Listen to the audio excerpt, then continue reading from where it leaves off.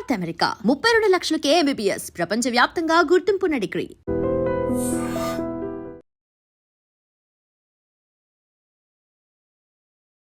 Hi hello నమస్తే welcome back to our channel. నేను మీ వైషు. తమిళ వాళ్ళకి తమిళ్ కావాలి, కన్నడ వాళ్ళకి కన్నడ కావాలి, హిందీ వాళ్ళకి హిందీ కావాలి. వాళ్ళ భాషాభిమానం, ప్రాంతీయ అభిమానం చాలా ఎక్కువ ఉంటుంది. ఒక తెలుగు వాళ్ళకి మాత్రమే అందరూ కావాలి. ఏ భాష వచ్చినా మనం నేర్చుకుంటాము, ఎవరు వచ్చినా మనం గౌరవిస్తాము. మరి అలాంటప్పుడు మిగతా హీరోలు మన దగ్గరకు వచ్చినప్పుడు అట్లీస్ట్ తెలుగు మాట్లాడడానికి ఎందుకు ప్రయత్నించారు? For example Kantara pre release ఈవెంట్కి వచ్చి రిషబ్ శెట్టి గారు అసలు కనీసం తెలుగులో మాట్లాడడానికి కూడా ట్రై చేయలేదు. అది ఎంత బాధాకరమైన విషయం. మన తెలుగు హీరోలే మన పక్కన దేశానికి పక్క రాష్ట్రానికి వెళ్ళినప్పుడు అక్కడ భాష మాట్లాడడానికి ప్రయత్నిస్తారు కదా. ఎందుకని తెలుగు మాట్లాడరు? తెలుగు అంటే అంత చులకన అయిపోయిందా? ఈ విషయం గురించి మాట్లాడడానికి ఈరోజు నాతో పాటు సోషల్ యాక్టివిస్ట్ కృష్ణకుమారి గారు ఉన్నారు. మేడంతో మాట్లాడదాం. హలో మ్యామ్, నమస్తే. నమస్తే. తెలుగు అంటే అంత చులకన, దేశ భాషలందు తెలుగు లెస్స అని అన్నారు అప్పట్లో. ఇప్పుడు లెస్ అయిపోయింది. లెస్ అయిపోవడం కూడా పక్క రాష్ట్రాల వాళ్ళు మన సినిమాలు వేయాలంటే వాళ్ళ భాషలో అది కనిపించకపోతే అసలు సినిమానే బ్యాన్ అని చేసేస్తారు. మనం మాత్రం అందరినీ యాక్సెప్ట్ చేస్తాము, అన్ని సినిమాలు ఆడనిస్తాము, అన్ని భాషలు మనం నేర్చుకుంటాం కూడా మాట్లాడడానికి. ఎందుకని మనం తెలుగు అంటే అంత చులకన అంటారా హీరోలకి? లేకపోతే తెలుగు భాష మీద గౌరవం లేదా? ఇప్పుడు ఎప్పటి నుంచో ఉంది ఈ ఈ గోల. ఎస్. ఏంటంటే ఇద్దరు తమిళియన్స్ తమిళ్ మాట్లాడుకుంటారు, ఇద్దరు కన్నడ వాళ్ళు కన్నడ మాట్లాడుకుంటారు, ఇద్దరు హిందీ వాళ్ళు హిందీ మాట్లాడుకుంటారు, కానీ ఇద్దరు తెలుగు వాళ్ళు మటుకు ఇంగ్లీష్ మాట్లాడుకుంటారు అని. అంటే మనకి మన భాష మీద మనకి అంత గౌరవం లేదేమో చాలామందికి అని అనిపించక మాందు. అసలు తేనెలూరి తెలుగు అని మాట్లాడతారు, మకరందం పోసినట్టుంటది చెవులో తెలుగు, ఇలా రకరకాలుగా కవులు వర్ణించారు, చాలా మంది మాట్లాడతారు. సందర్భం వస్తే మా తెలుగు చాలా గొప్ప అని చెప్తారు. కానీ ఇంకా వేరే వాళ్ళు ఎవరన్నా వచ్చినప్పుడు మట్టుకు వాళ్ళ ముందు మట్టుకు వీళ్ళు బొక్కబోర్లా పడతారు. ఇప్పుడు మొన్న రీసెంట్గా రిషబ్ శెట్టి రీ రిలీజ్ ఈవెంట్కి వచ్చాడు. వచ్చినప్పుడు జూనియర్ ఎన్టీఆర్ గెస్ట్గా వెళ్ళాడు. చాలా సపోర్టివ్గా మాట్లాడాడు, అంతా బాగుంది. రిషబ్ శెట్టి మాట్లాడేటప్పుడు నేను నా మాతృభాషలోనే మాట్లాడతాను, ఎందుకంటే నా హృదయం మొత్తాన్ని మీ ముందు పరచాలి అంటే, సరిగా నేను అర్థమయ్యేటట్లు చెప్పాలి అంటే గనక నేను నా భాషలో మాట్లాడడమే కరెక్టు అని చెప్పాడు. అది కూడా కన్నడలో చెప్పారు. అది కూడా కన్నడలో చెప్పాడు. ఇది నేను 100కి 100 పాళ్ళు యాక్సెప్ట్ చేస్తా, తప్పు లేదు. కానీ నువ్వు ఈ మాట అయినా కనీసం తెలుగులో చెప్పుండొచ్చు. ఎగ్జాక్ట్లీ. ఇప్పుడు మొన్న ఎక్కడో మన ప్రధాని మోడీ తెలుగు ప్రాంతానికి వచ్చి అందరూ బాగున్నారా, నమస్కారం అని చెప్పి మాట్లాడటం జరిగింది. ఖచ్చితంగా 2 మాటలు తెలుగులో మాట్లాడు ఎవరైనా మాట్లాడతారు. ఇందిరాగాంధీ లాంటి వాళ్ళు కానీ ఎవరైనా సరే లోకల్ లాంగ్వేజ్ లో ఒక 2 ముక్కలు మాట్లాడతారు.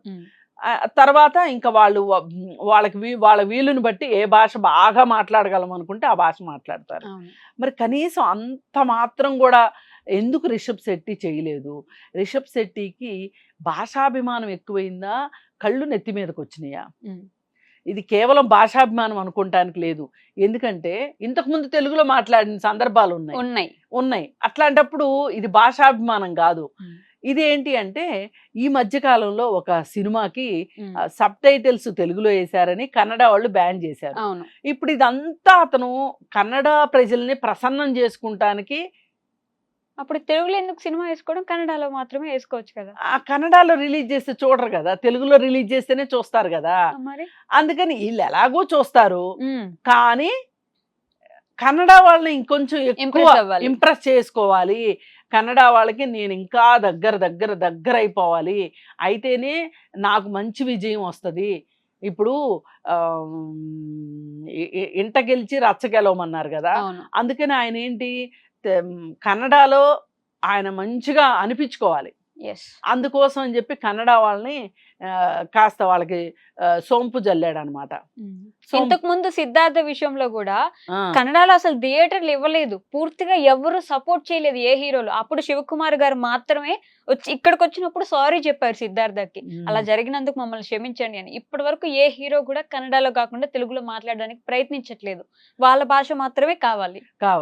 అసలు కాదు, వాళ్ళు వేరే భాష వాళ్ళని అంటే వేరే ప్రాంతం వాళ్ళని వాళ్ళ సినిమాల్లో కూడా యాక్సెప్ట్ చెయ్యరు. చేయరు. అలాగే డబ్బింగ్ కూడా వేరే సినిమాలు వాళ్ళు డబ్బింగ్ కూడా చేసుకోరు.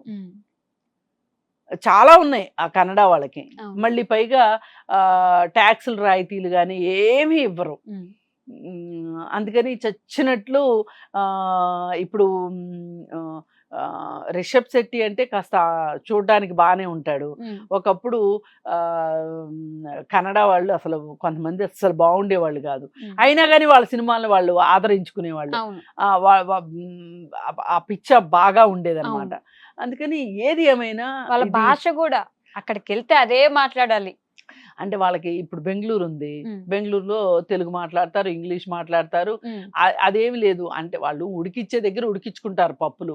ఇక్కడ ఇప్పుడు మనం 1కి 4 ఇంటర్వ్యూలు ఇట్లాంటివి వచ్చినాయి అనుకోండి, అతని దాకా వెళ్లకుండా ఉండవు కదా, అప్పుడు కొంచెం ఒళ్ళు దగ్గర పెట్టుకుంటారు. ఇప్పుడు మీరు హైదరాబాద్ వచ్చి ప్రమోషన్ చేసుకుంటున్నారు అంటే మా భాష మీరు నేర్చుకోవాల్సిందే అనే ఒక మాట అనగలగాలి మన వాళ్ళు. అంతేగా. ఇప్పుడు ఇంకోటండి, హిందీ గురించి కూడా మాట్లాడతారు కదా, పనిలో పనిగా నేను చెప్తాను దాని గురించి కూడా. ఇప్పుడు బీహార్ నుంచి హైదరాబాదు వచ్చి పని చేయాలి అనుకోండి, పని చేయించుకునే వాళ్ళకి హిందీ రావాలా, పని చేసేవాడికి హిందీ రావాలా? చేయించుకునేవాడికి కాదు, చేసేవాడికి కదా రావాలి. ఇప్పుడు ఈ ప్రాంతంలో బతకాలంటే ఈ భాష నేర్చుకోవాలని వాడు అనుకోవాలి. మనం ఎందుకు నేర్చుకోవాలి అసలు? హిందీ మన మీద ఎందుకు వేసి రుద్దుతున్నారు? ఎగ్జాక్ట్లీ. ఎందుకు మన మీద వేసి? ఏ భాషని ఎవరి మీద వేసి రుద్దకూడదు. ఎవరికి అవసరమైతే వాళ్ళు నేర్చుకుంటారు, అంతే. ఇక్కడికి వాళ్ళు వచ్చి తెలుగు నేర్చుకుంటారు. అసలు నిజంగా మాట్లాడితే తెలుగు భాషే పెద్దది. అవును.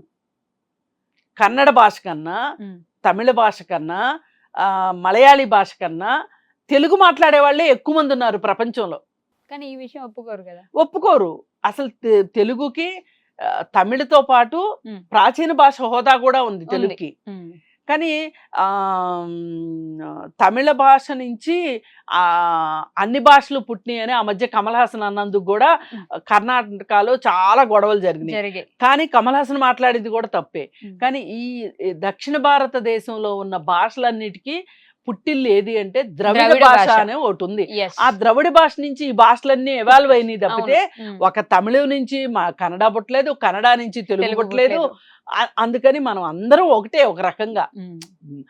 చిన్న చిన్న తేడాలు ఉండొచ్చు, లిపి తేడా ఉండొచ్చు, ప్రొనౌన్సియేషన్ తేడా ఉండొచ్చు, కానీ మనది ద్రవిడ భాషలో నుంచి వచ్చింది. మరి ఇదే ఇంకా హిందీకి లేదు. అవును. మంచి హిందీ అంటే, పర్ఫెక్ట్ హిందీ అంటే ఒక 2-3 రాష్ట్రాలకు మించి హిందీ లేదు. ఇప్పుడు పంజాబ్ వెళ్ళారనుకోండి, పంజాబ్ను హిందీ కలిసి ఉంటది. అవును. అలాగే మహారాష్ట్ర వెళ్ళారనుకోండి, మహారాష్ట్రను మరాఠీ హిందీ కలిసి ఉంటుంది. అందుకని చెప్పి ఎవరి అవసరాన్ని బట్టి వాళ్ళు నేర్చుకుంటారు. మనం ఫైనల్ గా చెప్పొచ్చేది ఏంటంటే, నువ్వు రోమ్లో రోమన్ కదా, అట్లాగే నువ్వు తెలుగు ప్రాంతానికి వచ్చావా, తెలుగు నేర్చుకో, నీకు అవసరం కాబట్టి. హిందీ ప్రాంతానికి వెళ్తారా ఎవరన్నా? ఇప్పుడు నేనైతే వెళ్ళదలుచుకోలేదు, నేను హిందీ నేర్చుకోవాల్సిన అవసరం లేదు. అవసరం అనుకుంటే, భాష నేర్చుకోవాలి అనుకుంటే పట్టుబట్టి కూర్చుంటే 3 నెలలు చాలు. ఆయన హిందీకి వెళ్ళినప్పుడు హిందీలో మాట్లాడారు, తమిళకి వెళ్ళినప్పుడు తమిళంలో మాట్లాడాడు. ఇక్కడ మాత్రమే అదే. అందుకని ఏంటంటే ఒక చిన్న చూపు అయితే ఉంది, వీళ్ళు ఏమనర్లే అని. కాకపోతే ఈ విషయం గురించి ఒక 4 గట్టిగా మాట్లాడారనుకోండి, తత్వం బోధపడుతుంది. ఖచ్చితంగా బోధపడాలి అని చెప్పి కోరుకుందాం. Okay ma'am, thank you. And don't forget to subscribe to iDream. And for more videos, please subscribe to iDream. Please subscribe to iDream. Please subscribe iDream. And please subscribe to iDream. For more videos, subscribe to iDream. please like, share and subscribe to the channel. Congratulations, iDream. Subscribe to iDream. Subscribe to iDream. So subscribe to iDream Media.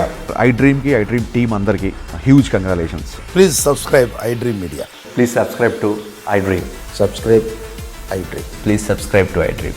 iDream అంటే నా కళల ఛానల్ను subscribe చేసుకున్న నోరు తిరుగుతలేదు, మీరైతే గంట గుర్తు కొట్టండి. For more such videos, please subscribe to iDream.